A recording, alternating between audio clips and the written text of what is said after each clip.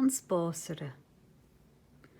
Bhhalam dul don ghealach, lá éigen, tristinéir. Tamán him mé mas spáslang, sús amach faoin spéir. Fuair mé colla spásara nolig Mantín. Bain chola nua sin ormsa, is mo chót an mór báistí. Nuair a chriisiimiid an ghealach, ba picnic agan an. Bain muid an sin ag ihilinn is ag breanú ar an daun. Ní racha mé roiádón long, ar agla dul stré. Ach balúi mé roinnt tlocha, sulla sihi mé chun té. Filhimid sa spáslang go díreacht rééis an té, mar ní mór dom fesáile I mo labba rivaní.